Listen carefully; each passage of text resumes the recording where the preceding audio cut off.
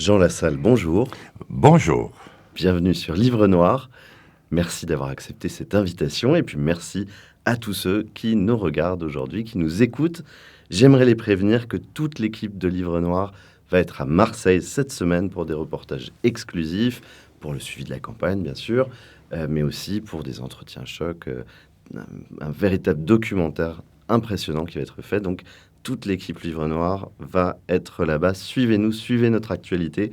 On fait déjà une soirée en live à FAQ lundi. Donc surtout, tenez-vous au courant. Et puis, on va lancer une petite cagnotte parce que cela a un coût, bien sûr, de passer toute la semaine avec toutes les équipes à Marseille. Donc voilà, suivez notre actualité surtout. Jean Lassalle, comme toujours, nous commençons cette émission par une citation. Pour vous, j'ai choisi La mort de Cyrano de Bergerac, d'Edmond Rostand. Alors, je ne serai pas à la hauteur de Depardieu. Je crois qu'elle regarde, qu'elle ose regarder mon nez, cette camarde.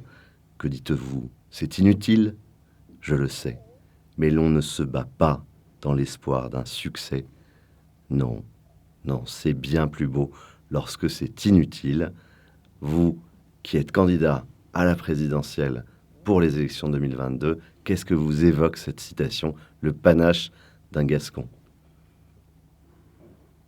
L'intense joie de notre Gascon. C'est une joie qui vient à la fois des viscères jusqu'au dernier, du cœur, et même je mets un petit peu le cerveau entre parenthèses parce que papa m'expliquait, il était berger, c'est le seul homme que j'admirais au monde que, quand il a appris que je voulais faire de la politique, il m'a dit, oh, moi à ta place je ne ferais pas. J'ai appris la vie avec lui, c'était extraordinaire, maman aussi. Et il avait dit, je crois que pour faire de la politique, il faut un cœur tellement violent qu'il soit capable d'envoyer aux dernières de tes cellules la lave rouge de ton sang. Et en même temps, je pense qu'il te faudra un cerveau aussi froid qu'un iceberg qui n'a pas vu un réchauffement climatique depuis 25 milliards d'années. Donc je libère une partie du cerveau même. Parce que je vais te dire, j'aime le noir. C'est une couleur impossible à porter, mais vous la portez avec tant de bonheur. Et je me suis plongé dans les livres dès que j'ai eu l'impression que je savais ajuster les mots les uns après les autres suffisamment pour lire.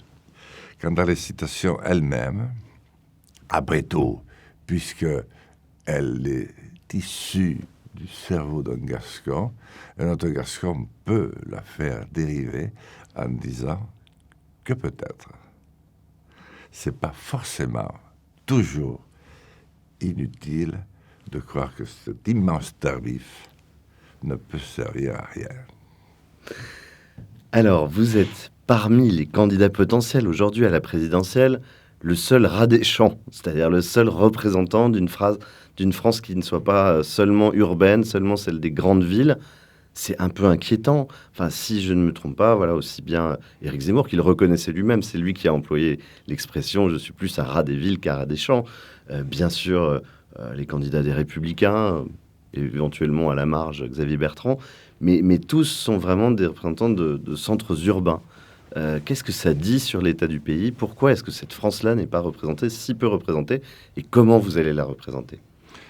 Ça dit que 2 siècles de mouvement dans le même sens, ça cause beaucoup de dégâts. Et ça dit que, au fond, petit à petit, c'est le cœur battant de notre pays qui s'est déplacé. Tu savais ce que j'allais dire, hein? La puissance pour aller jusqu'à la dernière cellule de la commune. Et même le cerveau froid qui se sont déplacés sur Paris et les grandes villes.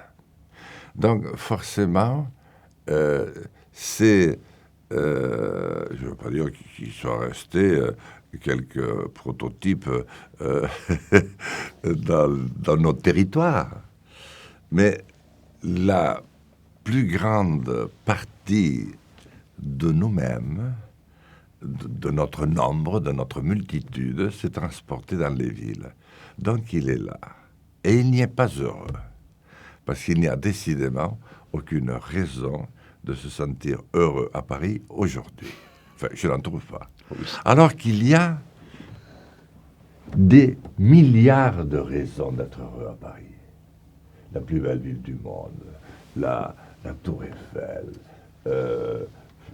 c'est toutes ces rues qui partent, je crois qu'il y en a 8 ou 10, de l'Arc de Triomphe. Enfin, c'est un vrai bonheur, c'est canon.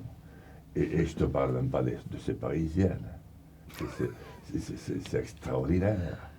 Et ces espaces verts, et Madame Hidalgo, et que sais-je. Même et Madame pourtant, Hidalgo. Mais pourtant, il n'y a aucune raison d'être heureux à Paris. Alors, de la même raison, il n'y a aucune raison non plus, de la même manière, il n'y a aucune raison non plus de se déclarer fier d'être issu des campagnes, ni des territoires ruraux, ni de la ruralité, ni des lointains villages, ni des sous-préfectures, et même de certaines préfectures. Qu'est-ce que tu veux trouver comme moyen de satisfaction à dire dans une conversation que tu es né à Guéret? J'imagine, ça te sert à quoi?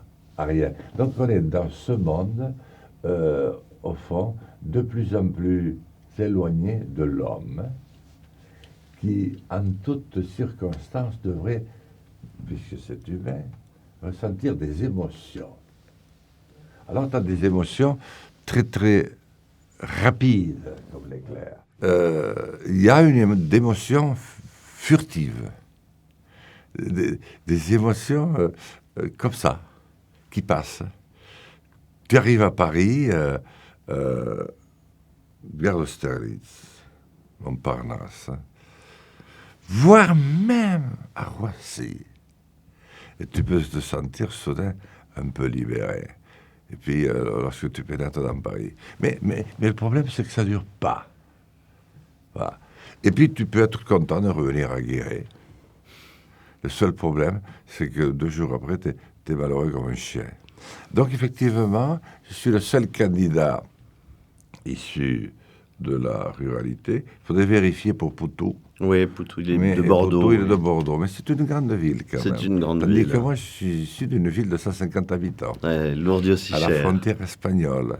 Et je suis né dans la 4e banlieue, dans la 4e couronne du cœur de ville de Lourdes-y-Cher.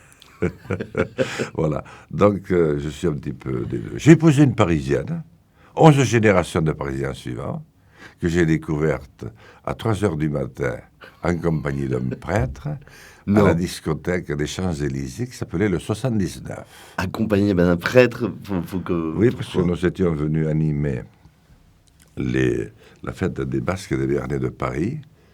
Et moi, j'étais le grand présentateur du festival de la chanson béarnaise. À cette époque-là, j'avais plus, car j'ai commencé 21 ans, mais ce soir-là, j'avais 32 ans, puisque j'ai épousé la femme que j'ai le moins connue de ma vie.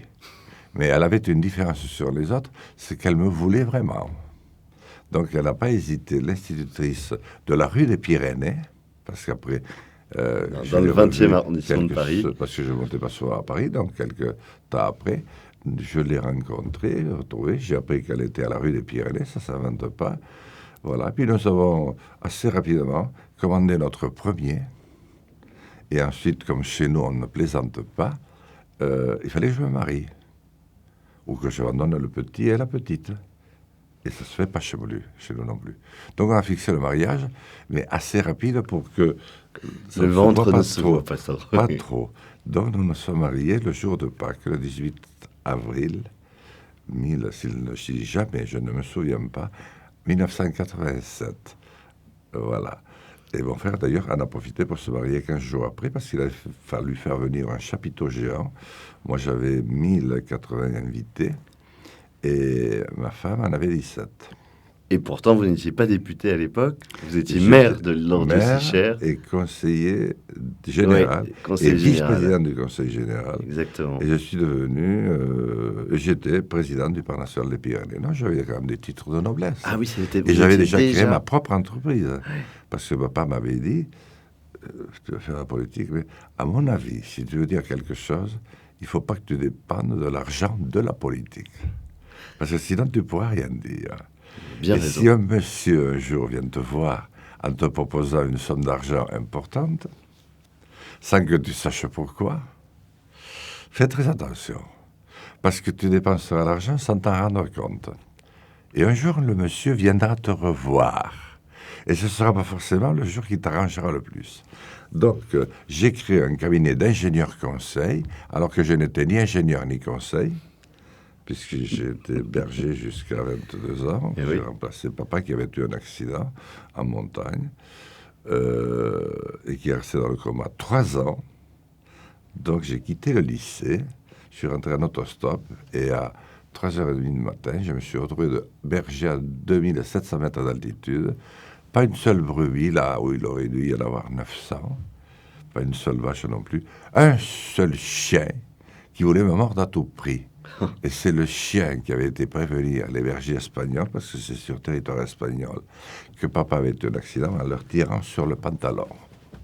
C'est comme ça que papa a été, le même jour, le premier homme élitreillé en montagne, avec un hélicoptère, par un hélicoptère espagnol, et ensuite placé dans la chambre de verre que l'hôpital de Laurent venait d'inaugurer pour les grands brûlés ou les très grands blessés. Mais le verre était opaque, je n'ai pas pu le voir. 3 ans, et puis ensuite, papa a dit, j'ai beaucoup de chance.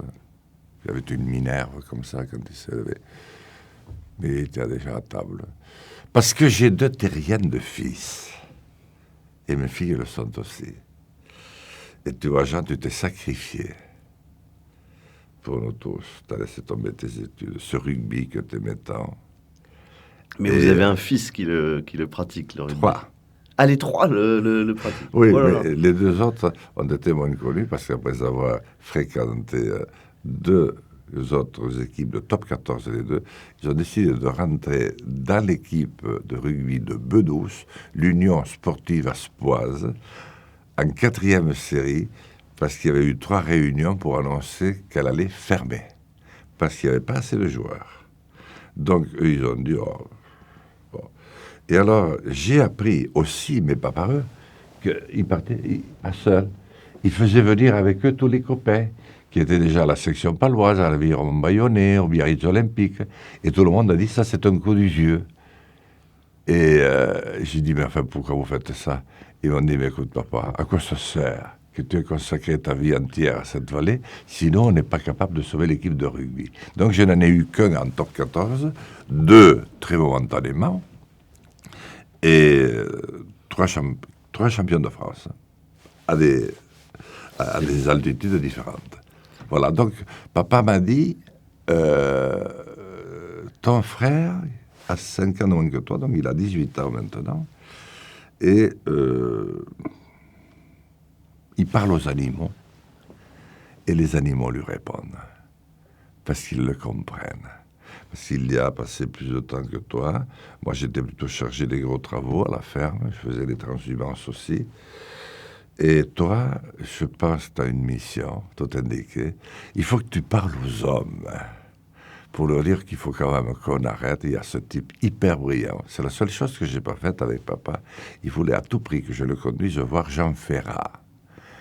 Parce qu'il se demandait comment un esprit avait pu associer autant de vers extrêmement réussis pour décrire le malheur de l'homme de notre temps. Ils seront tous flics ou fonctionnaires. De quoi attendre que l'âge de la retraite vienne. Il me dit, il faut que tu t'occupes des hommes. Mais pour ça, ne fais pas que de la politique. Trouve-toi un métier. Donc, j'ai été ingénieur conseil. J'ai fait de l'eau potable, mais on ne voulait pas tellement de moi en France. Donc, j'ai commencé par faire l'assainissement de Bilbao, parce que j'avais été chanter un soir à Burgos, du temps de Franco, un concert interdit avec un copain espagnol, un copain basque. Et c'est là que j'ai appris qu'il y avait l'assainissement de la ville de Bilbao à faire. Et je m'y suis transporté, alors que j'y connaissais que dalle.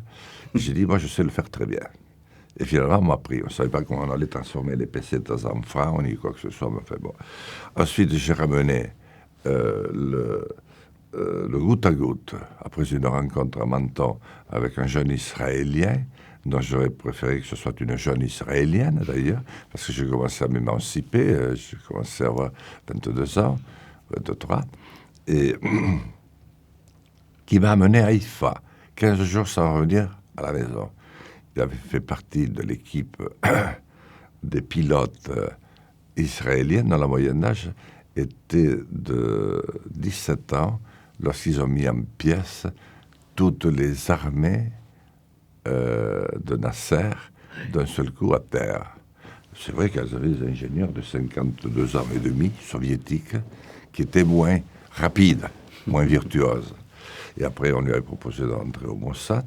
Et puis après, Madame Golda Meir l'avait chargé de s'occuper de l'agriculture. Donc il me dit, viens me voir, tu vas voir ce que je fais. Et puis là, il m'amène à côté d'Haïfa, il me montre un carré tout comme ça, vert, et tout autour du sable. Il me dit, ça c'est du sable? Oui, il me semble. Et ça c'est quoi? Moi j'ai dit, c'est les plus grosses tomates et les plus grosses fraises que j'ai eues de ma vie. Ça c'est l'eau. C'est un vieux possédé syrien que j'ai ramené, que j'ai installé ici, que j'ai lancé. Et toi, tu peux faire la même chose. Donc, j'ai dit au département du Lot-et-Garonne, qui à l'époque était le potager, non seulement de la France, mais de l'Europe, je peux vous faire un projet 100 fois moins cher qui vous fera gagner 1000 fois plus. Ils se sont laissés avoir, et je l'ai fait. Et j'ai réussi, je n'arrivais pas à régler la basse pression, donc il est revenu d'Haïfa. J'étais le chercher à l'aéroport à Toulouse. Il est venu m'aider pendant, et il a fait arriver, je ne sais, une cargaison d'Israël de petits réducteurs de pression. Parce qu'on ne savait pas manier en France la petite. Ensuite, bon, j'ai fait diverses choses. J'ai eu jusqu'à 12 ingénieurs. J'ai eu des géologues, j'ai beaucoup travaillé sur l'eau, puis après sur l'électricité. J'ai créé toute forme de ligne, tout en m'occupant de mon activité politique, mais j'étais mon patron partout.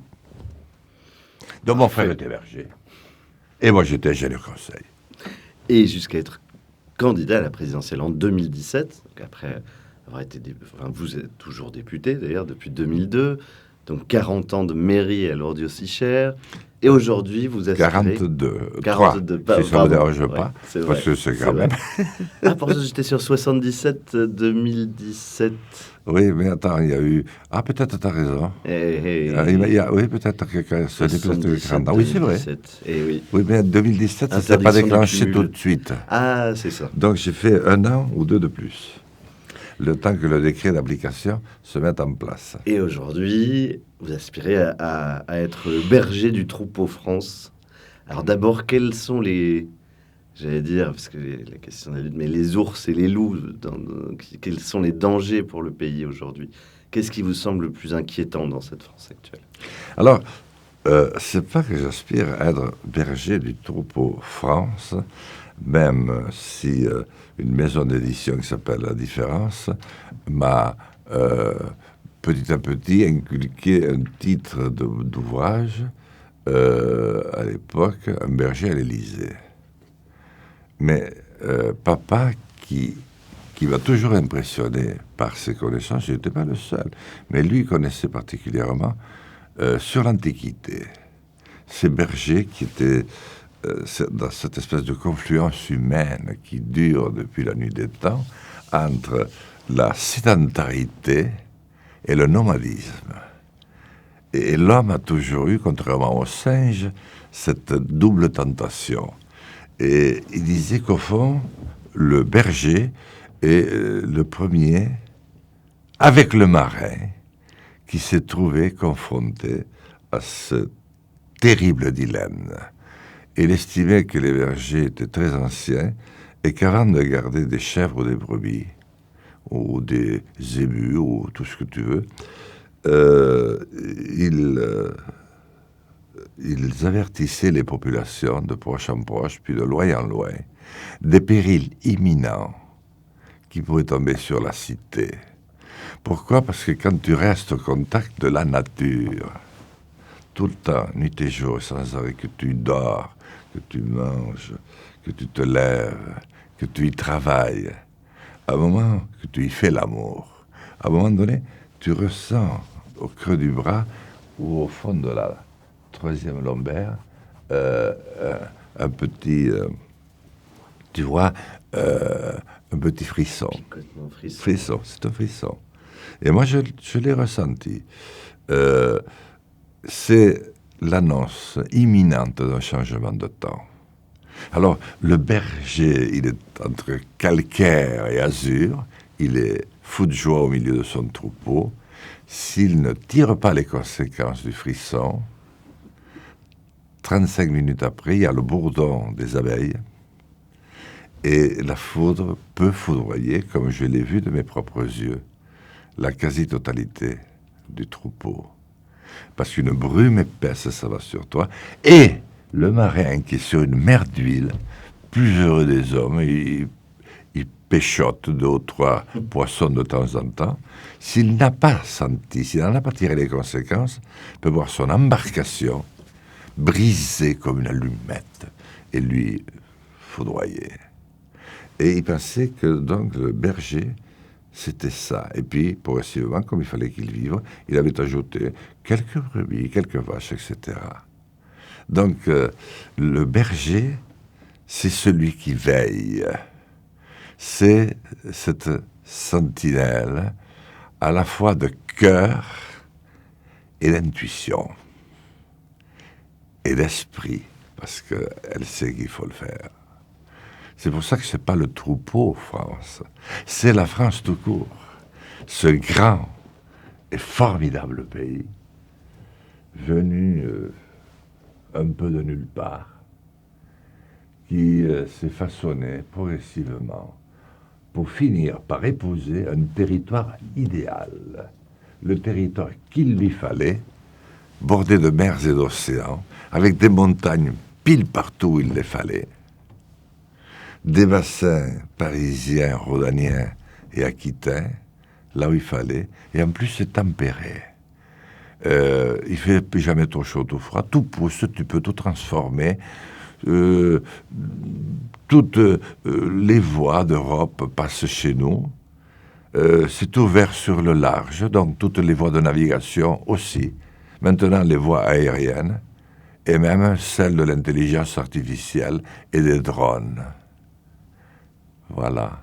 Donc, c'était pour m'occuper de retaper la France. Alors, j'ai une question d'un ami, Adrien Lémurien, qui vit en Suisse aujourd'hui, qui a un soutien, qui a voté pour vous en 2017, qui souhaite que vous présentiez, qui veut voter pour vous en 2022, qui vient d'avoir un petit garçon, Alfred. Je les salue et il aimerait savoir, lui, il aimerait revenir en France. Qu'est-ce que vous pourrez faire? Aujourd'hui, il y a des Français qui sont obligés de partir parce que la qualité de vie est moins bonne, parce que les emplois sont pas aussi intéressants. Qu'est-ce que vous feriez pour qu'on soit à nouveau heureux finalement en France, tout simplement, pour que ceux qui ont été obligés de partir aient envie de revenir? Alors d'abord, mon très cher Adrien, parce que je connais très bien notre ami dont tu me parles à l'instant. C'est le seul Adrien que je connaisse qui commence par un H. Exactement. Et alors il m'a fait part, je l'ai rencontré subrepticement dans un bistrot de la rue de Bourgogne qui s'appelle l'Assemblée nationale. Et là, tous ceux qui ne sont pas députés peuvent y aller. Et ils y vont d'ailleurs. Et alors, il m'a raconté une histoire d'amour, mais alors, comme t'en fais pratiquement pas. Et alors, il est tombé tellement amoureux de son amoureuse, qui est tout aussi amoureuse de lui, qu'ils ont fait sur le champ un peu comme moi, à l'époque. Un petit... comment il s'appelle? Alfred. Un petit Alfred. Et alors, Alfred, voilà. Et alors, il s'en fout de joie. Il baigne dans un bonheur. Et tu vois, ce garçon qui a quand même un âge tout à fait jeune, mais enfin, il a été plus que ça, baigne dans un bonheur. Alors, je n'ai pas encore connu sa petite... mais elle est suisse ou française? Elle est franco-allemande. Ah oui. Ouais, mais ça va faciliter la chose. Bon, alors, moi, je vais lui dire, prends ton temps. Moi, quand je me suis marié, j'ai proposé à la mienne, si elle voulait m'épouser, de venir dans mon village. On ne peut pas dire qu'elle sautait d'impatience, surtout que ce village, elle l'avait découvert caché à l'arrière de ma voiture. Pendant que je lui faisais faire un tour, elle ne voyait rien. Elle avait attrapé un mal au ventre, pas possible, parce qu'elle tournait dans les virages. Et puis finalement, elle a essayé de dire, et pourquoi pas Bordeaux? Et pourquoi pas Pau? Et pourquoi pas Oloron? J'ai dit, non, Pascal, il faut que, tu vois, ce petit que tu portes en toi, il voit le jour, précisément, là où je l'ai vu aussi. Parce que toi, il te fera aimer ce pays. Bon, Paris, puisque tu as trouvé le moyen d'y rester seul jusqu'à 29 ans, ne t'a pas laissé non plus, ne te laissera pas d'éternel regret. Maman va te suivre, on va lui trouver une maison, et on va créer une vraie famille, comme autrefois, dans le village, parce que dans le village, il y a aussi l'arbre avec lequel on fabrique la pirogue. Ce qui fait que le jour où ils voudront monter à Paris, eh bien, ils pourront décider de la date et de l'heure, parce qu'ils feront la pirogue et ils remonteront. Donc, moi, je vais lui dire, tu laisses faire. Sois heureux, sois peinard. Parce qu'Adrien le mérite, Alfred aussi, et sa jeune femme que je ne connais pas encore aussi. Et je dois ajouter une dernière chose. Je pense que c'est l'un des très rares sincères, parce que tout le monde dit aujourd'hui, j'ai voté pour toi. Le seul problème, c'est que je n'ai recueilli que 450 000 voix, ce qui n'est pas mal. Mais enfin, très en deçà de ce que je pensais. Donc il y en a quand même beaucoup parmi tous ceux qui me le disent qui avaient peut-être un peu oublié de le faire. Lui l'a fait. C'est vrai. Est-ce qu'on pourrait parler un petit peu actualité politique? Alors, je pense... allez, par quoi va-t-on commencer? Quelle impression vous avez eue du Congrès des Républicains, de ces débats, de la campagne d'ailleurs en général? Qu'est-ce que ça vous inspire tout ça? Vous l'avez regardé le débat, le deuxième débat sur BFM J'en ai regardé un et demi. J'ai regardé le premier sur la fin. Et l'autre, je me suis infusé avec ma femme, d'ailleurs, 4 heures de durée. Je ne pensais pas qu'elle avait une telle résistance. Mais au fond, nous étions mus, il y avait un beau feu de cheminée, par le même sentiment, en disant, c'est pas possible. C'est pas possible que les rejetons, les très lointains rejetons du général, soient descendus aussi bas. Et qu'ils soient devenus aussi, comment je devrais dire, aussi quelconques, aussi menteurs, publiquement, aussi, comment je dirais, mutilés du minimum de dignité humaine. Parce que, écoute, qu'est-ce que tu veux que je te dise? Après, je ne vais pas m'étendre, parce qu'ils étaient 5 alignés. D'abord, ça faisait curieux. Et puis après, petit à petit, quand on est monté en régime, alors, ils s'estomaquaient eux-mêmes du courage qu'ils avaient à s'adresser aux 4 autres, et aux 2 fringants journalistes qui étaient là. Et alors... il y avait les suppressions d'emplois, et puis il y avait les créations, tantôt. Et alors, toujours une surenchère à celui qui en enlèverait 10 000 de plus, et puis à celui qui en rajouterait 10 000 de plus. Mais je pense que nous avons connu quand même des moments d'apogée lorsqu'il s'est agi de traiter de la place de la France dans le monde. Parce qu'il y avait un gros problème qui les gênait. tu vois, un peu comme une poule qui a avalé une limace un peu trop grosse, qui est restée coincée sur le gosier. Non, pas sur le gosier, dans le cou. Elle ne passe pas. Oui. C'était l'Union européenne. Parce que tout le monde disait la France doit retrouver sa souveraineté, la France doit retrouver sa capacité à faire, la France. Mais le seul problème, c'est que c'est bien beau. Alors tout le monde était pour qu'on prenne ses libertés. Même le vibrionnant Barnier, qui a passé sa vie à bâillonner, à mettre des traités partout, à nous faire mal voir des Anglais. J'espère que ce ne sera pas lui l'élu, parce que sinon, je crée une nouvelle guerre de 100 ans. Parce que les Anglais... bon, après tout, tu peux faire tout ce que tu veux aux Anglais, qui nous aiment autant que nous les aimons, mais avec qui nous avons quand même quelques matchs du tournoi des 5 nations, quelques Coupes du monde de football, qu'on a souvent gagnés, parce que nous avons, selon eux, le French flair. C'est-à-dire cet essai de 100 mètres au dernier moment qui les crucifie à la 92e. Ou alors cette transversale qui passe à la lucarne à la 94e et qui change tout. Donc je ne te parle pas ni de Trafalgar ni de tout ça, parce qu'il ne faut pas être méchant, mais se moquer des Anglais sans les abattre, c'est très dangereux. N'est pas Charlemagne qui veut. Et par conséquent, ce qu'a fait Barnier, c'est très grave. Et ce que nous avons tous fait ensemble, en rigolant, se traînant les côtes aussi. On l'a payé d'ailleurs très peu de temps après, avec le brillant marché qui nous était promis en Australie. Et nous allons le payer, hélas, pour nos pêcheurs, pendant de longues années, avec les traités de pêche du Brexit. Bref, nous ne sommes pas dans une période innocente. Mais alors là où c'est devenu succulent, c'est, finalement, il fallait trouver une solution.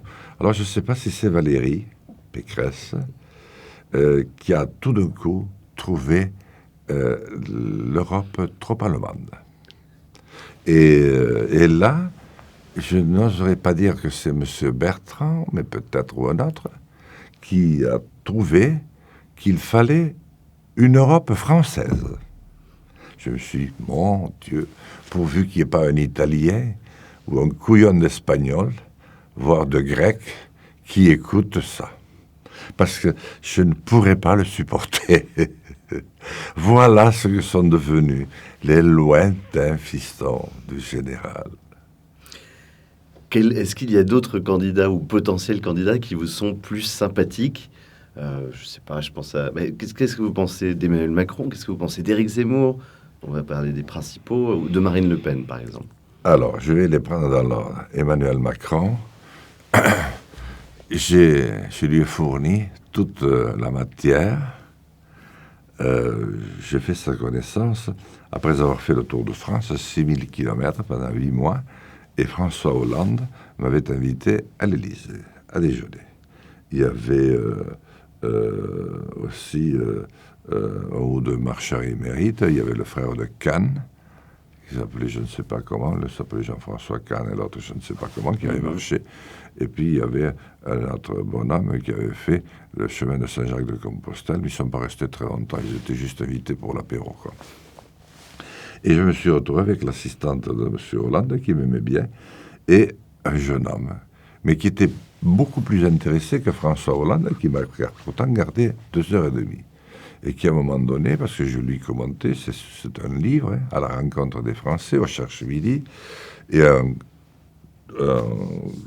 compte rendu très, très, très étudié que j'ai fait, comme j'en ai fait un autre après le Tour d'Europe, parce qu'après j'ai récidivé, j'ai fait un Tour d'Europe, mais pas à pied. 15 pays, pour voir si l'impression que j'avais de la France, on l'a retrouvée. Et hélas, on l'a retrouvée dans tous les pays. C'est-à-dire ce sentiment de ne plus servir à rien, de ne plus être rien, de ne plus être qu'un ramassis d'individus courant dans tous les sens, comme après le passage d'un tsunami, mais de citoyens, point, de citoyenneté, pas du tout, et le peuple éparpillé, épars, et hagard. Donc j'ai fait ça. Et alors j'ai trouvé ce jeune homme intelligent qui me posait beaucoup plus de questions. D'ailleurs, François Hollande, bon, c'est un peu agaçant à un moment donné, il me dit, mais écoute, Jean, tout ce que tu dis là-dessus, je le sais. Mais qu'est-ce que tu veux que j'y fasse? Alors il a senti que j'étais un peu timide, enfin, que ça m'avait un peu frappé. Alors en sortant, il m'a dit, écoute, ne répète pas cette phrase. Je lui ai dit, écoute François, tu m'as invité à déjeuner. C'est pas pour te mettre le mauvais temps, mais j'ai quand même été surpris de ta réponse. Et alors l'autre, il n'arrêtait pas. Et alors je lui ai dit, mais qu'est-ce que vous faites ici? Vous êtes stagiaire? Il dit, non, je viens d'être nommé secrétaire général de l'Élysée.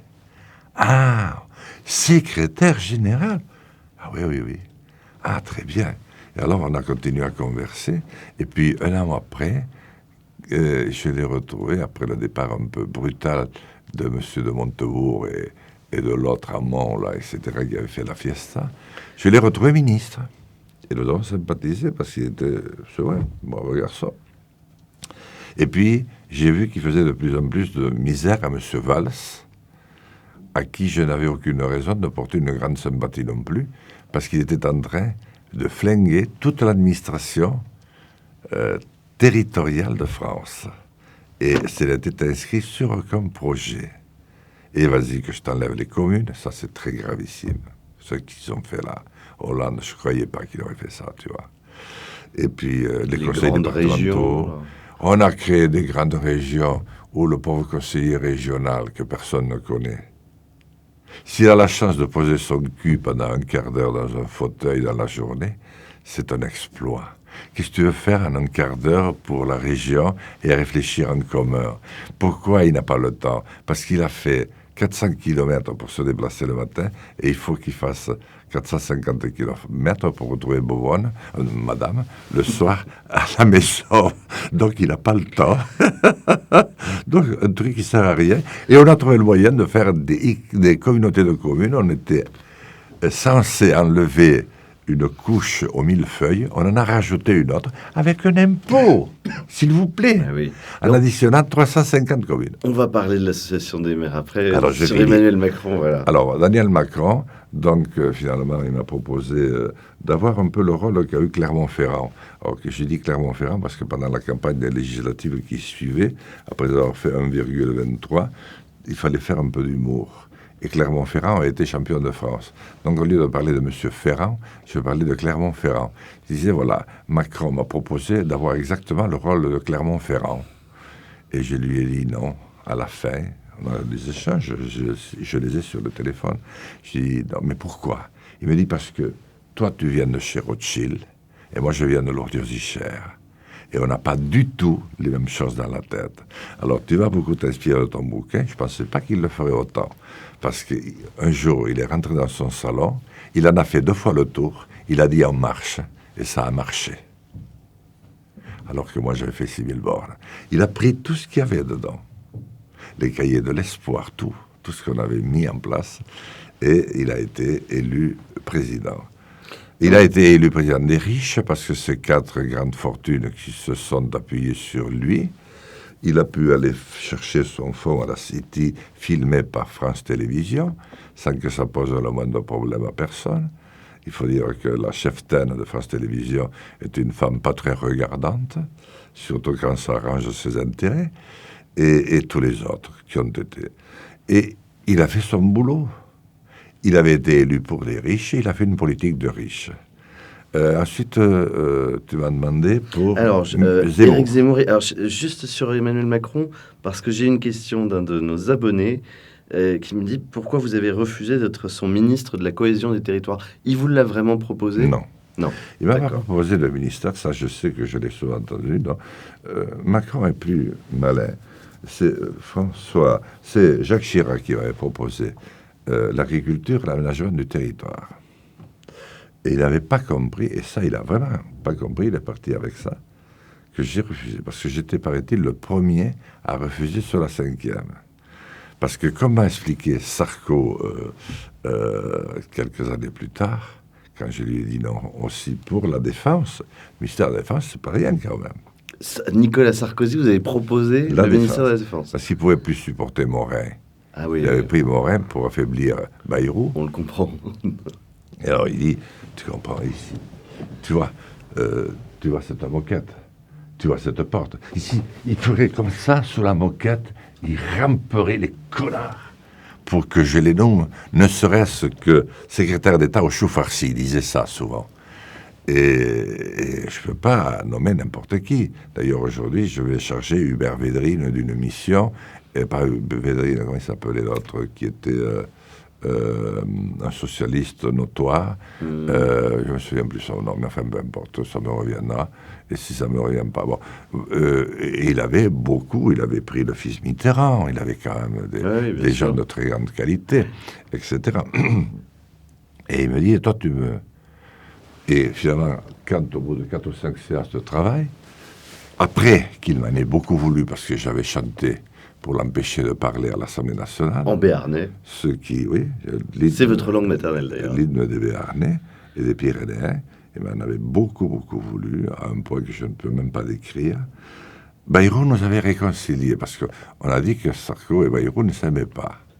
Et moi, j'ai découvert que c'était une erreur. Parce que à l'époque... François Bayrou aimait beaucoup Sarkozy. Pourquoi? Parce qu'Alain Juppé était le patron de l'UMP et que ce couillon de Juppé n'avait rien trouvé de mieux que de fondre le RPR et les partis centristes ensemble. Donc M. Bayrou n'avait plus de marge de manœuvre. Donc il était très très furieux. Et puis ensuite, quand Sarkozy a gagné, M. Bayrou s'en est trouvé un peu, surtout qu'il avait un peu l'air voté Hollande, tu vois. S'en est trouvé un petit peu mari, et il est revenu à Juppé. Et ils sont devenus très très copains, au point que passe-moi à la mairie de Bordeaux, je te passe à la mairie de Pau, enfin tout ça. Alors pour revenir, donc là je me suis bien expliqué, là. Oui, On peut me comprendre. Macron, très bien, c'est très clair. C'est clair. Donc c'est pas lui qui vous a proposé un ministère, en revanche, et Nicolas Sarkozy et Jacques Chirac. Il m'a proposé de rentrer dans son équipe rapprochée parce qu'il me dit, il me faut un député madré, rural, connaissant bien Paris, ayant une bonne connaissance des villes, et tout à fait, parce que je suis en même temps président des populations des montagnes du monde, et nous allons fêter à Chambéry les 22, 23 et 24 novembre prochains. Je t'entends de dire ton programme marseillais, sauf que toi, tu ne vas pas pouvoir l'organiser sur les fonds de l'Élysée. Non, hélas. Et voilà. Et bien moi, j'organise avec les fonds que je peux le 20e anniversaire des montagnes du monde. La montagne couvre pratiquement 40% de la surface non immergée du globe. Et nous avons plus de 80 pays qui s'intéressent à ce que nous faisons. Et il y a un travail colossal, considérable. Travaillant avec un très grand nombre d'ONG, etc. Et lui voulait que je tienne ce rôle à la fois d'un député très issu d'un territoire et un député qui vient des Basques des Béarnais. Tu ne peux pas dire quand même qu'il ne l'est pas. Et en même temps qu'il ait ses entrées à Paris, voire à Londres, voire au Caire. Parce que j'ai aimé voyager. Je me suis rendu en autostop pour aller voir d'abord la Russie et les pays du pacte de Varsovie. Et c'est là que j'ai compris vraiment ce qu'il avait voulu dire quand il avait chanté « Il avait des cheveux blonds, mon guide. Nathalie. » Parce que tous ces putains de guides se ressemblaient. J'ai trouvé moyen de chanter avec les chœurs de l'Armée rouge au Bolchoï, en présence de M. Brezhnev. Mais oui. Et oui. Comment ça s'est passé, ça? C'est trop long, je te raconterai l'autre fois. Bon, c'est parce que j'ai passé une nuit blanche avec de soviétiques sans intérêt, parce que j'étais descendu, je croyais que c'était une boîte de nuit, avec des mecs. Donc, je ne sais combien de tièmes schnapp et tout le reste, je trouvais la nuit pénible. Et ce n'est qu'en sortant faire pipi à 7h du matin, il faisait commencer à 7h30, il neigeait sur Moscou. Ce qui peut arriver parce que c'était le mois de février, je crois. Et parti en autostop, avec les petites qui étaient à l'intérieur du mur de Berlin, qui tantôt m'avaient produit un costume soviétique pour que je puisse cheminer de quelques mètres, et au retour, un costume allemand pour que je puisse revenir. Donc, comme quoi, il y avait beaucoup de guides qui avaient les cheveux blancs. Mon guide. Alors, Et on alors, il y revient avait... à la campagne, peut-être. Ah non, Ah oui. non, le Bolshoi. Ouais, oui, on Alors, termine ça. je le raconterai une autre fois. Non, c'est D'accord. parce que c'est deux types, je dois dire, de peu d'intérêt.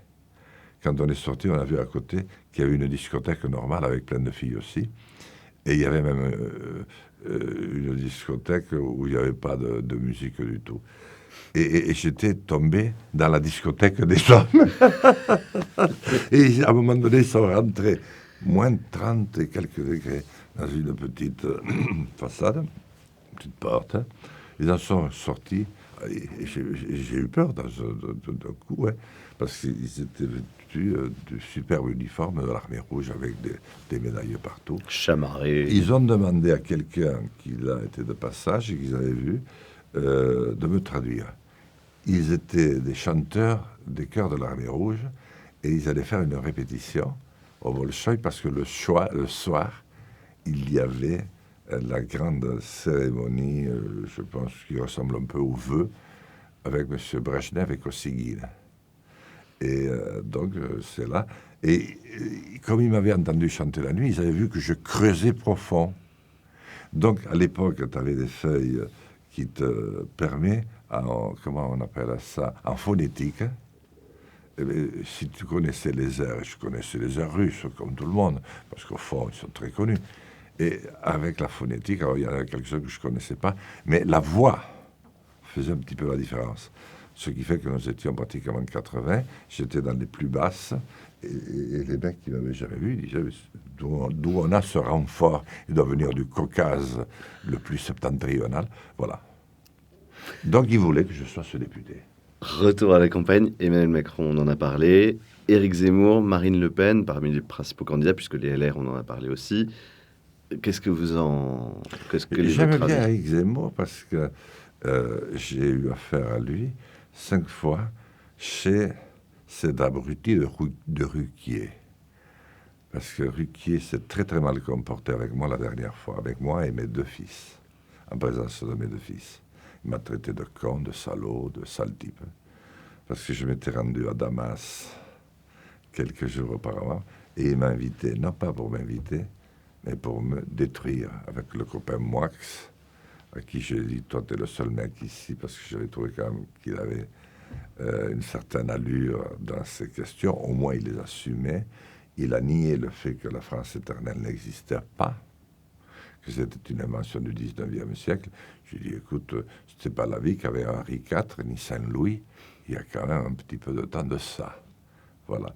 Bon, enfin, mais bon, j'avais trouvé bien, mais l'émission dégueulasse.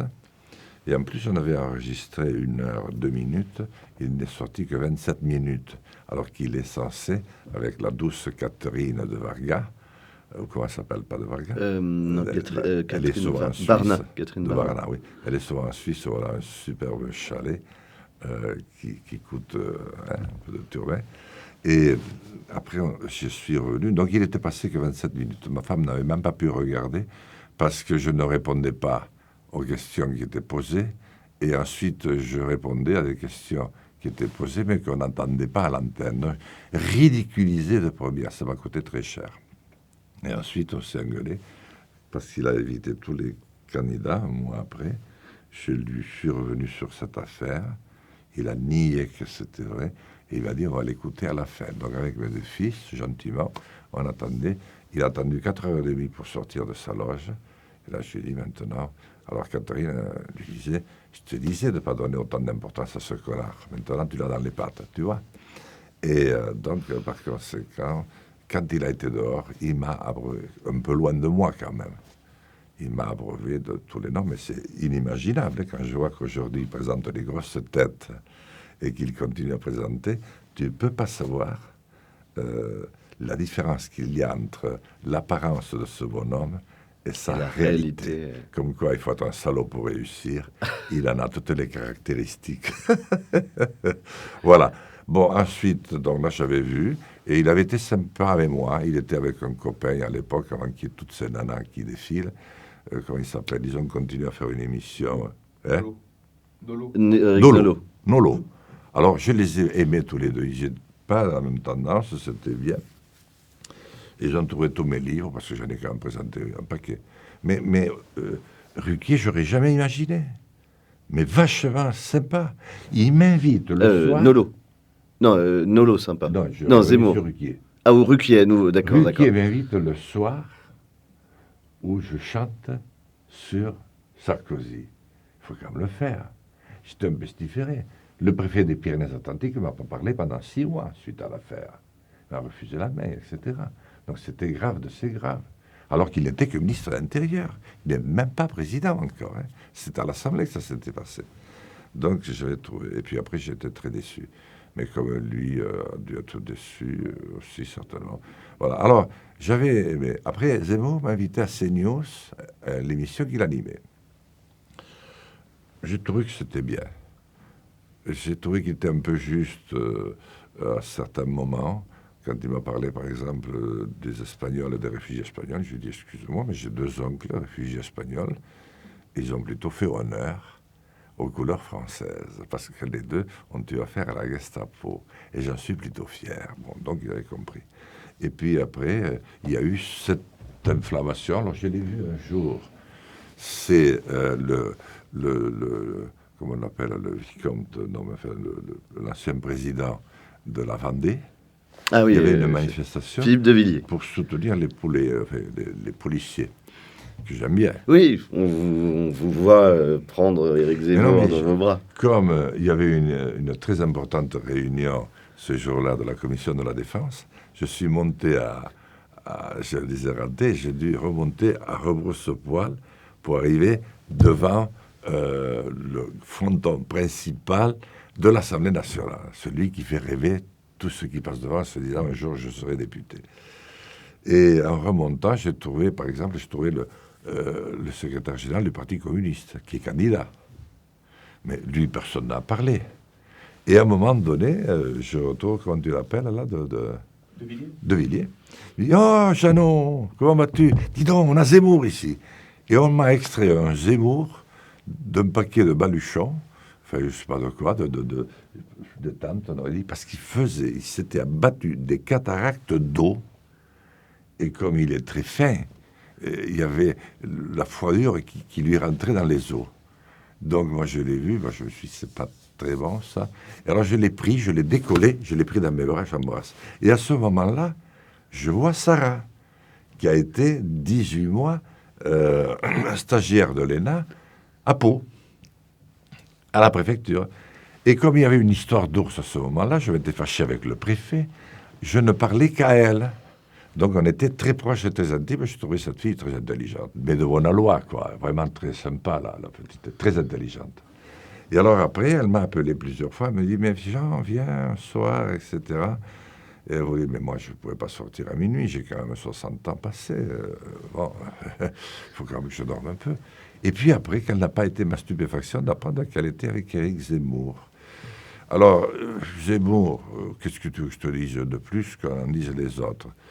C'est que, bon, il ne va pas aller au bout, parce que ceux qui l'ont propulsé, parce qu'on n'a pas découvert Zemmour, tout le monde savait depuis 15 ans qu'il existait, mais ça vient un petit peu de M. Macron et des 3 ou 4 cocos, le patron du Monde, là, comment il s'appelle déjà?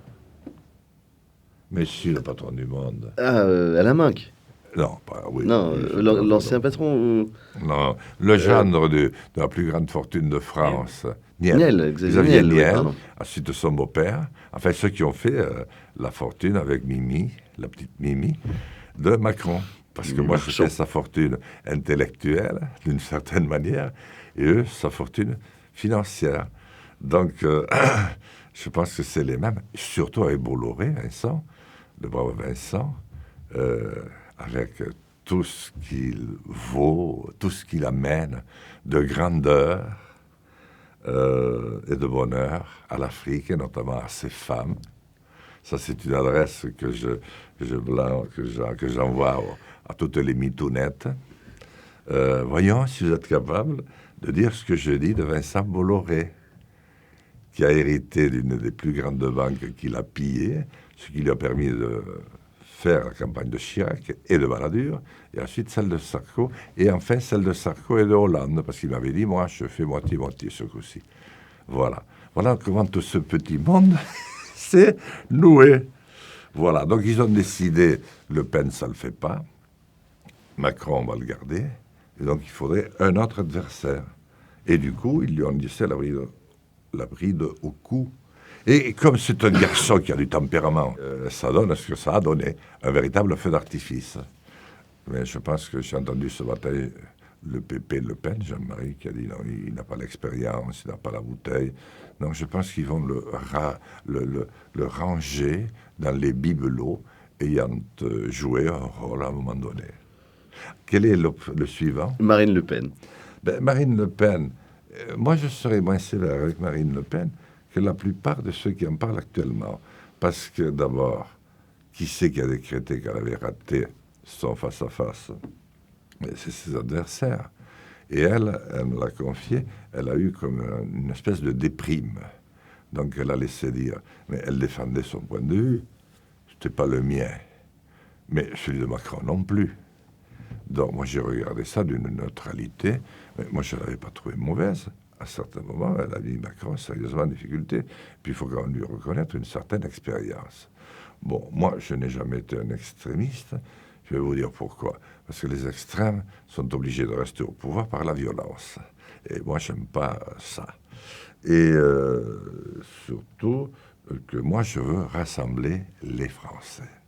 Parce que les Français ne sont jamais aussi géniaux que lorsqu'ils sont rassemblés. Mélenchon, bon, c'est un petit socialiste reconverti en trotskiste, léniniste, communiste, etc.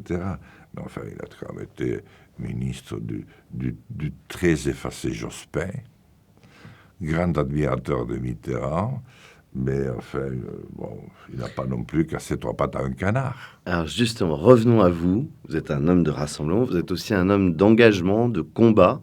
Je pense bien sûr à votre grève de la faim, je pense à votre Tour de France, je pense à beaucoup d'idées que vous avez portées. Aux Gilets jaunes. Et aux Gilets jaunes, bien sûr, aux Gilets jaunes à l'Assemblée. J'ai fait venir par 3 fois les journalistes, les experts du monde entier à Paris, sans verser une goutte de sang. Pourquoi?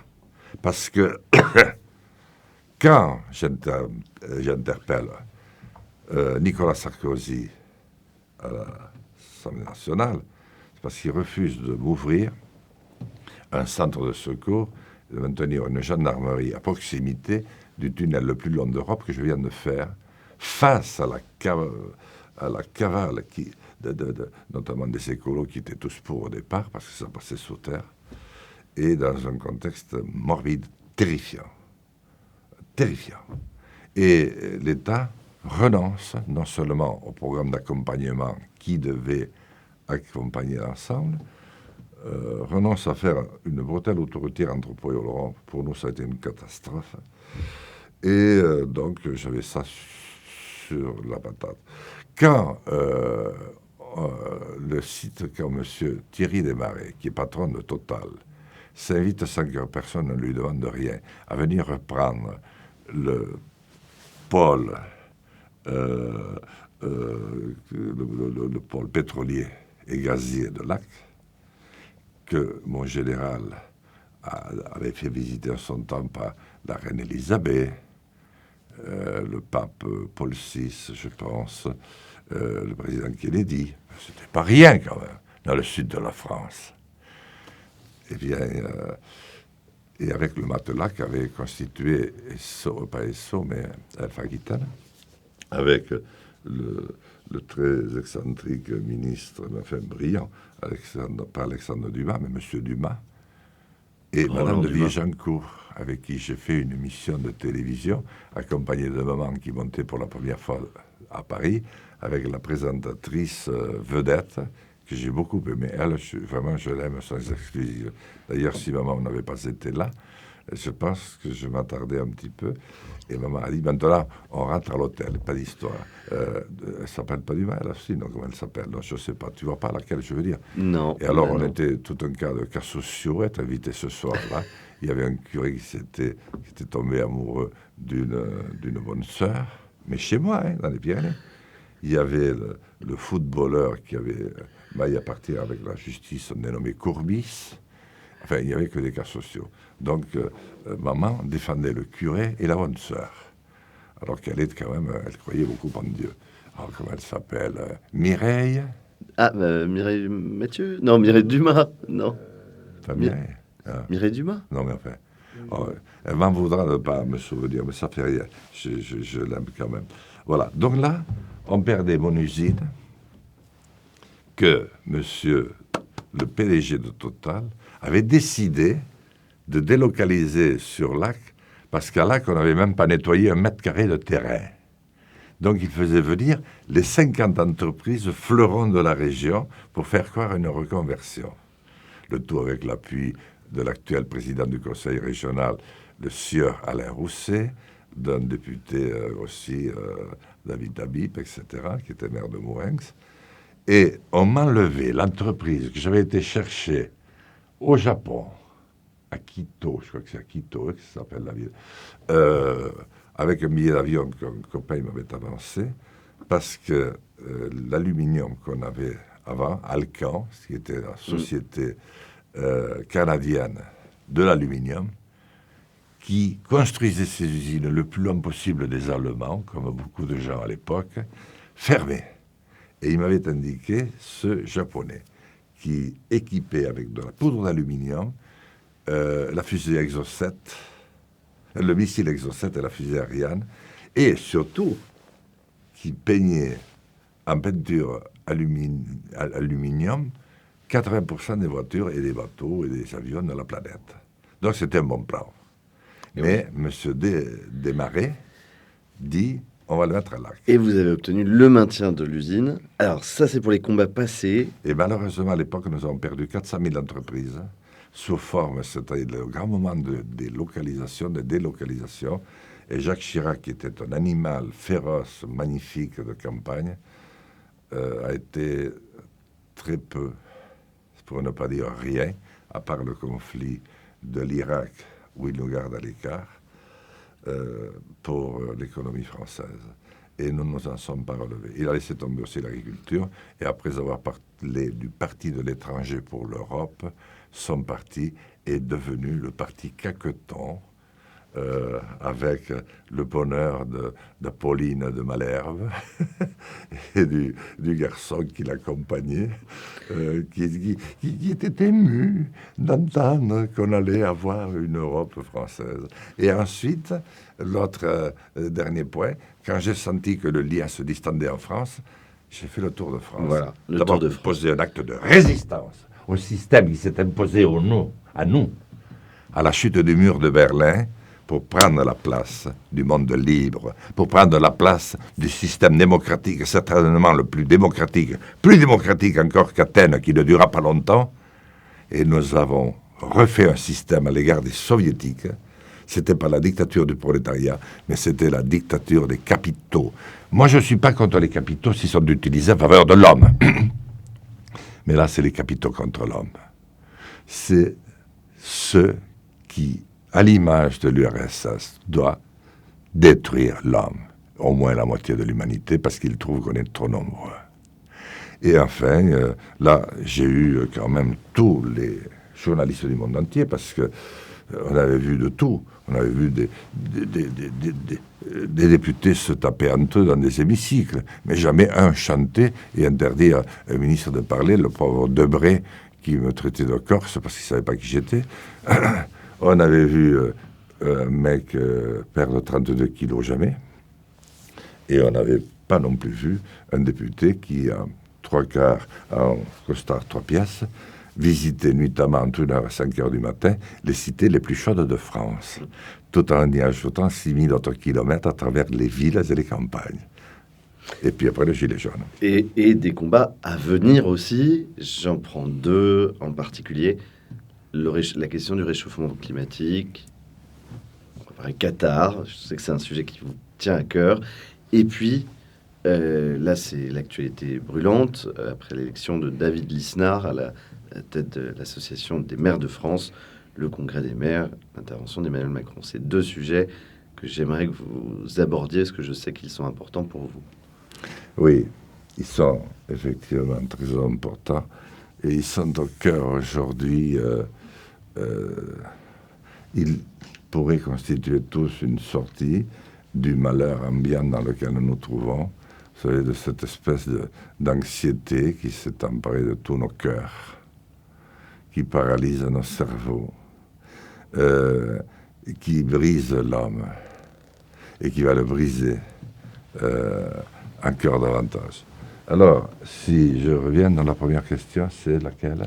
Le réchauffement climatique, le réchauffement Qatar, climatique. Voilà. Bon, d'abord, je suis sidéré devant le peu d'esprit qu'on laisse s'exprimer dans les télévisions ou dans les grands journaux, genre Le Monde, mené par Niel, qui était en tôle il y a 10 ans. Le grand journal de référence, je pense que Boeuf-Méry doit se retourner dans sa tombe. Hein. Bon, eh bien, il y a aussi peu de climatologues qui connaissent le climat. Parce que qu'est-ce que c'est le Groenland? Ça date pas d'aujourd'hui. C'est la bande verte.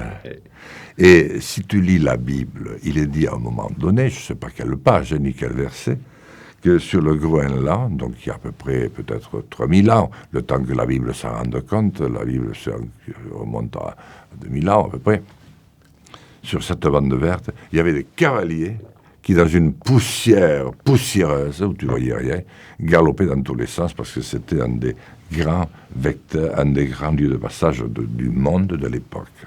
D'un côté, c'était au Moyen-Orient déjà, là-bas, ou en Orient, avec le petit Jésus et les méchants, enfin un petit peu les Juifs qui étaient gentils, mais les Romains qui étaient méchants, enfin tout le monde s'était passé par là, les Égyptiens qui faisaient les couillons aussi.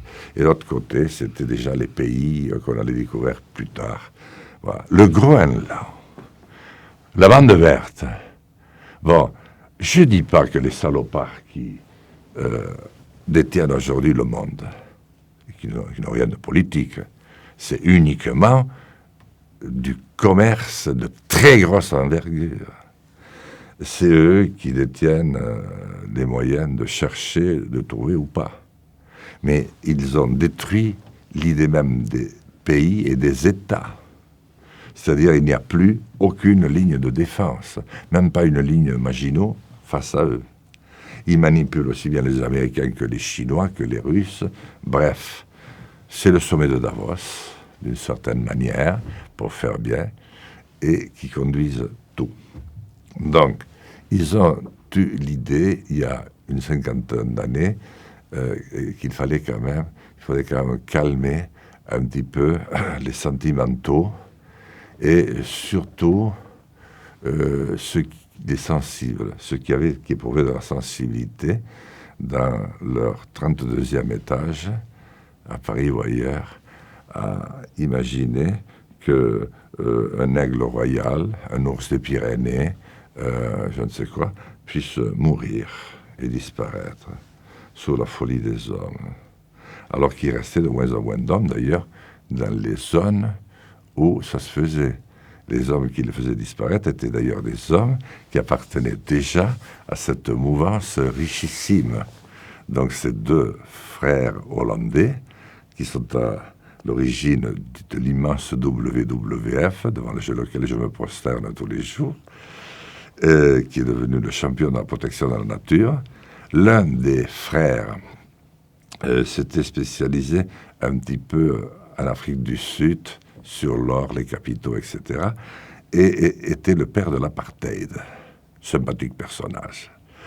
Et le frangin avait racheté une marque de cigarettes qui s'appelait Dunhill, ce qui lui a permis de rentrer dans l'empire de la cigarette américaine et de faire de Marlboro et de quelques autres, en ajoutant au goudron et à la nicotine quelques adjuvants supplémentaires, une cigarette dont tu ne te défais pas. Et ça, je l'ai rappelé au patron du WWF quand il est venu. C'est à l'INA, j'ai vérifié, ils n'ont pas tout effacé quand même. Donc, il n'avait pas du tout apprécié l'affaire. Donc, il en a fait une immense saloperie mondiale. Donc, ils ont dit, mais si nous voulons progresser dans cette révolution, parce que c'était une révolution, la révolution pour que la finance se substitue à l'idée qu'on a aujourd'hui du capitalisme, puisque capitalisme et marxisme naissent à peu près à la même époque, à la mi-temps du XVIIIe. Ils naissent à la même époque. Karl Marx, tout ça, c'est même temps. Donc c'est plus 19e, mais oui. Oui, mais il est né avant, puis mais c'est le 19e, oui. Ouais. Mais déjà, c'est là, et ça vient de quoi?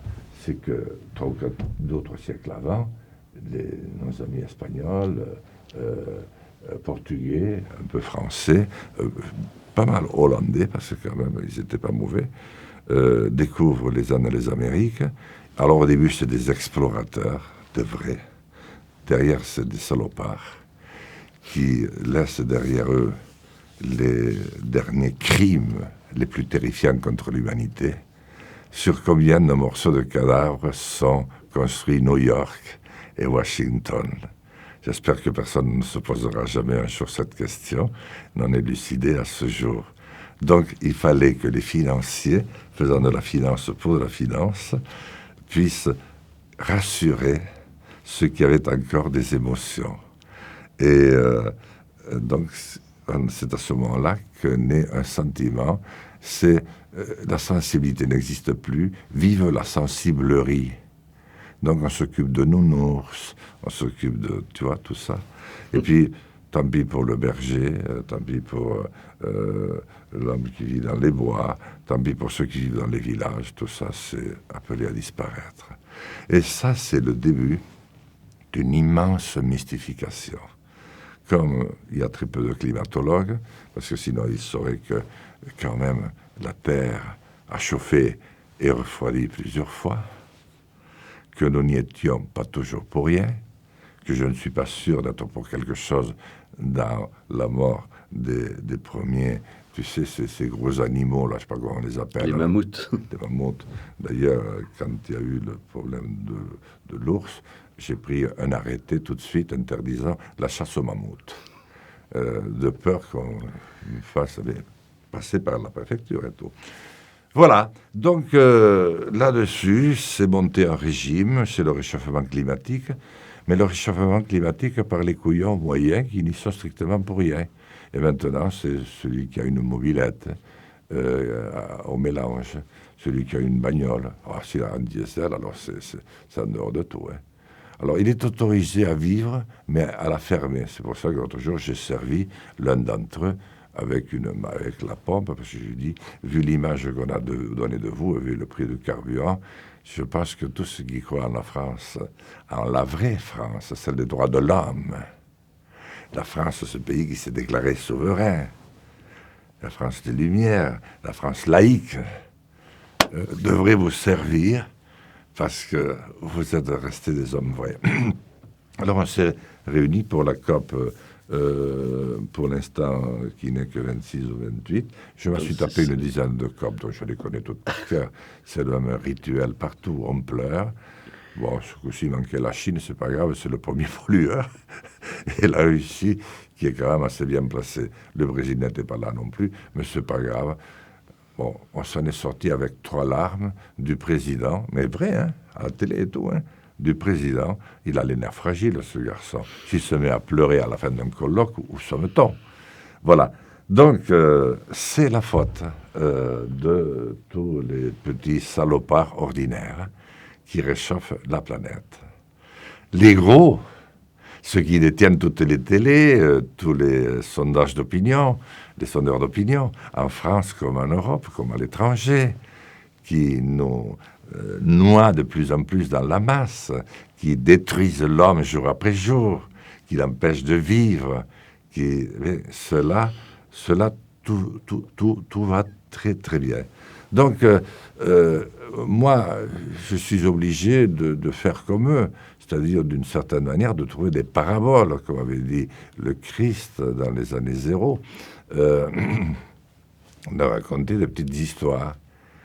Il était une fois une planète au bord de la disparition, tellement ses glaciers fondaient, tellement ses côtes allaient monter, tellement tout allait se réchauffer, que pour donner confiance à ces 7 et quelques milliards d'individus, décida d'organiser dans l'immense Qatar 3 millions d'habitants, plus habitués à acheter nos rafales, nos armes et à nous vendre du pétrole, puisque c'est un des plus grands pays pétroliers, malgré ces 3 millions d'habitants, comme quoi il ne faut pas être grand pour avoir du pétrole, dont nous allons assurer, alors, de lui attribuer le mondial de football, pas moins, pour lequel la grande équipe de football que nous avons actuellement,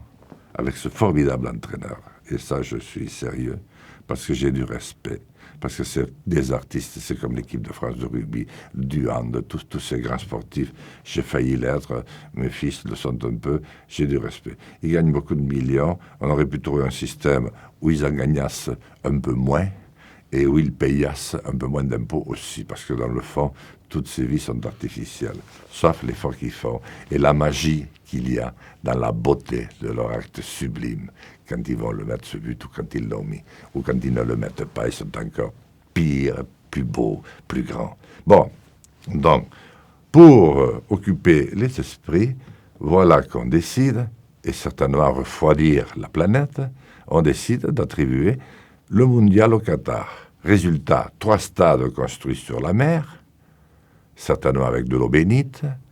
Comment on dit eau bénite avec Allah? Je ne sais pas au juste. Je ne sais pas non plus. Bon, enfin bref. Et puis, il faut les climatiser aussi. Et alors, hier, j'ai appris que c'est la France qui allait avoir la responsabilité sécuritaire de l'ensemble. Mais à condition de ne pas le dire. Par exemple, on va envoyer plus de 10 000 gendarmes pour assurer la sécurité, parce que ce n'est pas tout à fait l'armée, mais à condition qu'on ne le dise pas, parce qu'ils ne sont déclarés nulle part. Alors maintenant, je lance simplement un concours devant vous ce matin, parce que moi, j'aime beaucoup déjà Livre Noir. Parce que mon amour de la littérature est tel, je ne serais rien sans la littérature, et les hussards noirs de la République. Et j'aime les blacks, et j'aime le noir. Bon, bref, donc, je lance ce concours. C'est Jacques, mon collaborateur, qui va écrire la pétition, compte tenu des dangers qui menacent la planète tout entière. Je demande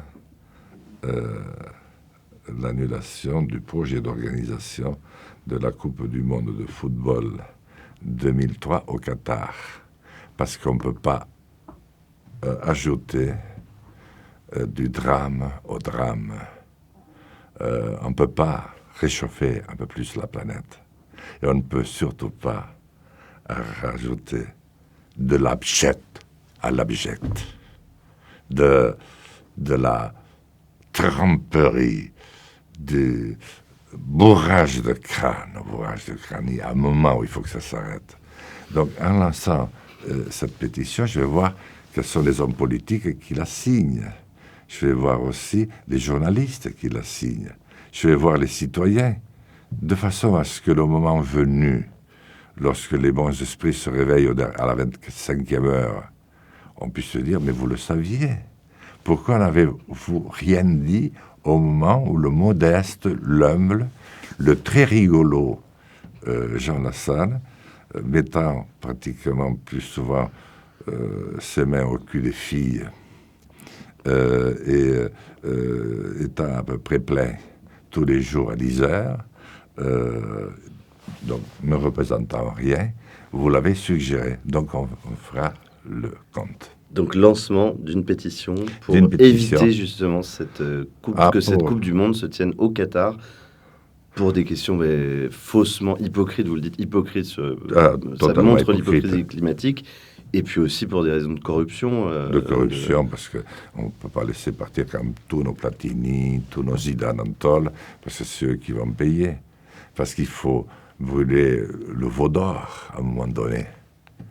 Donc, on les a sacrifiés. Donc, je fais ça, et là, je suis très, très sérieux, parce que je veux que mon article soit repris par Le Monde, par Le Figaro, par Libération.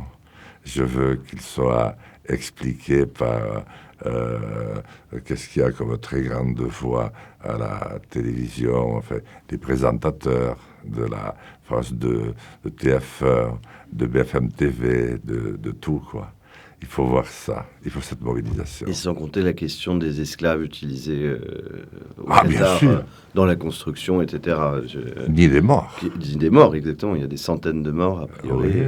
Oui. On fera peut-être une Donc là, on enquête va sur voir ce sujet. si la France est encore ce grand pays capable de dire, à un moment donné, l'indicible.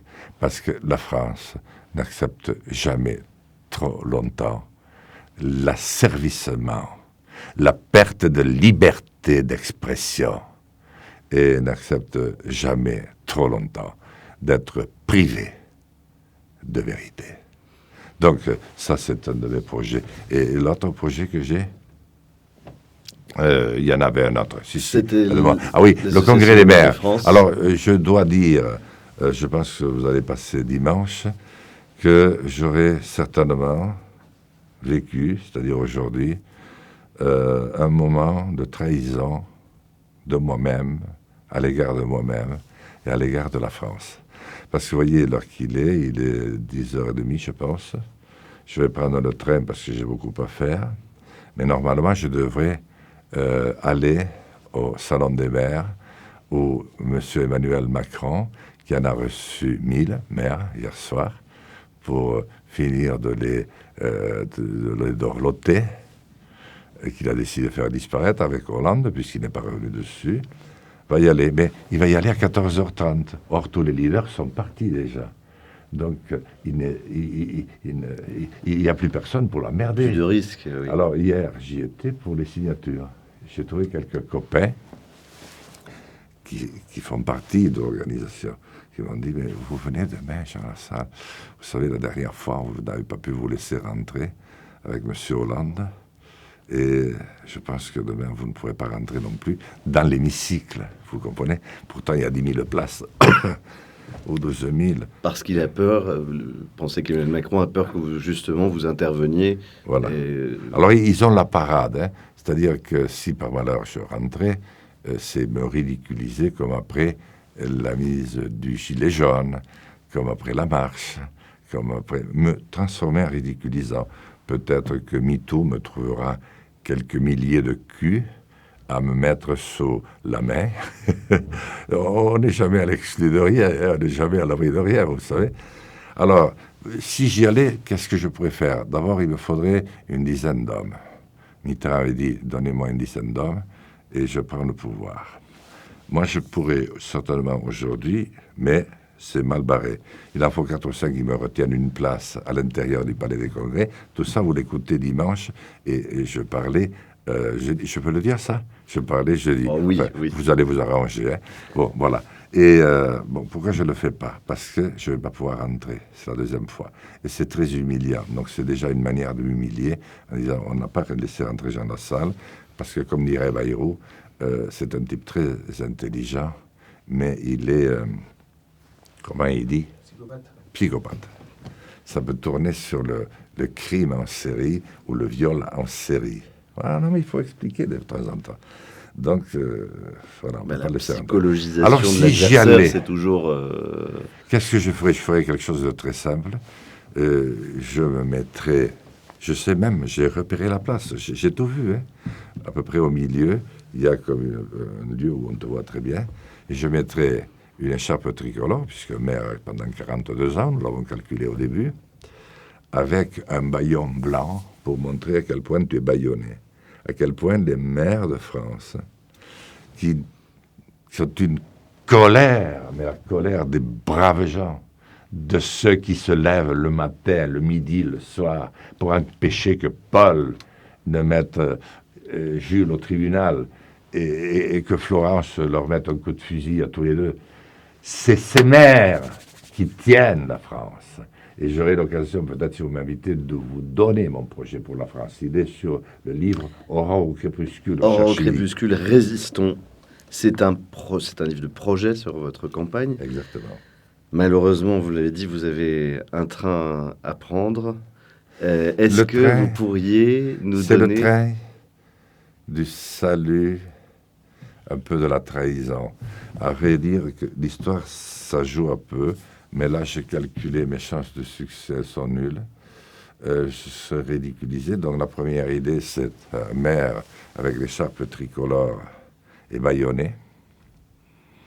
Mais bon, qu'est-ce que tu veux faire quand tu n'auras jamais aucune caméra qui viendra se poser, que tout le monde se foutra de toi, autour de toi, y compris les maires, qui sont un peu moi quand même, parce que je suis pas mal passé pour les parrainages, je tiens à le dire, et je les remercie parce que c'est très difficile ce qu'ils font, parce qu'il y a les pires moyens de rétorsion contre les maires. Ou alors j'avais pensé aussi un maire avec l'écharpe tricolore et une corde un peu suspendue en l'air, comme hélas pour nos paysans. Je pense que ça pourrait le faire, mais je n'ai aucune chance de réussir. Donc je prends courageusement le train qui me ramène dans les Pyrénées. Mais sachez, Françaises, Français, mesdames et messieurs les maires qui m'écoutez, que je ne suis dupe de rien. Et restez-le moins possible vous-même. Parce que à partir de 7 ans maintenant, les affaires ne feront que se dégrader. Et vous paierez vous-même au prix du sang. Des rivières de sang, comme ce fut le cas pour nos aînés lorsqu'ils ne comprirent pas à temps ce qu'on leur mettait en face, du sang de vos enfants. Il est encore temps. J'ai un vrai projet d'espoir pour retaper la France. Parce que la France est la première à s'être déclarée, à avoir déclaré ici le peuple est souverain, avoir gravé sur le marbre la déclaration des droits de l'homme et du citoyen, après laquelle il n'y a plus rien à dire, à avoir mis au point les lois de la laïcité qui permettent à tout un chacun de vivre en paix. Et la France a été reconnue pays universaliste par sa langue exceptionnelle, difficile d'accès, difficile à apprendre, mais qui est en elle-même une langue de liberté face à l'anglo-dollar. Eh bien, je dis, vous n'êtes pas tous obligés de prendre le train, comme je le fais, glorieusement, aujourd'hui, parce que je ne vois pas. Je vous ai écouté hier, je nous ai tous écoutés. Nous sommes dans la période, allez, nous sommes en 36. On fait semblant que tout va bien. On s'offre même les congés payés. Nous sommes en 38. Et là, je suis pas rentré dans le bureau d'Hitler avec Gamelin pour m'entendre assurer par le Führer qu'il n'avait pas compris que le fait d'envahir la Tchécoslovaquie avait pu nous déplaire. Et nous sommes rentrés à Paris et à Londres en croyant que la foule en délire allait nous trucider alors qu'elle nous remerciait d'avoir sauvé la paix. Ceci étant, je ne veux pas terminer parce que mon cœur est gai et je porte la joie. Je veux dire d'abord que j'ai rencontré ce matin des hommes libres. Donc ça existe. J'en ai vu 3. Des hommes de passion parce que j'ai vu leur regard durant ce long entretien. Ils sont équipés, certes, avec des moyens de fortune, mais qui marchent très bien.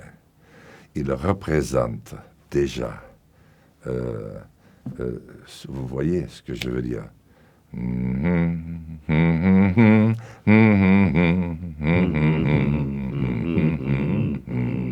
Cette voix qui s'est levée de partout, même du 16e arrondissement. Et Paris, quand il n'était pas content, il faisait « Et Paris se mit en colère ». Bref, la France reste la France. Nous avons un peu de retard à l'allumage, mais nous allons y arriver. C'est une nécessité absolue parce que, d'une part, la France ne peut pas disparaître. Et deuxièmement, l'humanité qui est tragique ne peut pas abandonner sa civilisation à laquelle la France a tellement contribué à hisser l'homme au-dessus des femmes et au-dessus du je te mange parce que je suis le plus fort. Moi, je crois de nouveau au monde où l'homme retrouve l'homme, à hauteur d'homme, où il utilise ce que la terre donne de meilleur, ce que l'intelligence donne de meilleur, pour que le destin de mes fils, et peut-être de mes petits-fils, soit supérieur au mien. Je crois en la France. Je crois en une certaine idée d'une Europe réunie par ses nations et ses peuples. Et je crois à l'humanité, de toutes mes forces. Eh bien, merci Jean Lassalle pour ce magnifique entretien. Et puis, bien sûr, on vous remercie tous, ceux qui nous ont suivis, ceux qui nous ont écoutés. Continuez à cliquer pour vous abonner à notre chaîne. Et puis, suivez-nous surtout à Marseille cette semaine. Ah oui. On va y être pendant 8 jours. On va lancer donc avec Tipeee, un moyen de nous soutenir dans cette démarche de reportage terrain. 8 jours pleins avec toute l'équipe de Livre Noir. Merci à tous et très bon dimanche à vous. Et un peu de thunes pour Livre Noir. Ils n'ont pas les fonds de l'Élysée. Et si vous en reste un peu de thunes pour Résistants, c'est mon mouvement. Oui, alors je le redis, Voilà. Jean Lassalle, Aurore ou Crépuscule, Résistons. Et voilà, et vous êtes également président du parti Résistant. Livre Noir, c'est votre média. Une formule élégante qui, en 3 mois, grâce à votre soutien, a diffusé près d'une 30aine de portraits intimes et originaux. Et cela sans autre moyen que notre passion. Nous avons décidé de franchir une nouvelle étape en lançant une web TV. Pourquoi ? Pour être la grande peur des bien-pensants. Pour continuer notre travail en cas de censure YouTube et pour vous offrir d'autres formats inédits, documentaires, débats, reportages. Alors si vous appréciez Livre Noir, abonnez-vous. N'hésitez pas à vous rendre sur notre site et à nous envoyer vos dons. Et merci à tous ceux qui nous soutiennent déjà.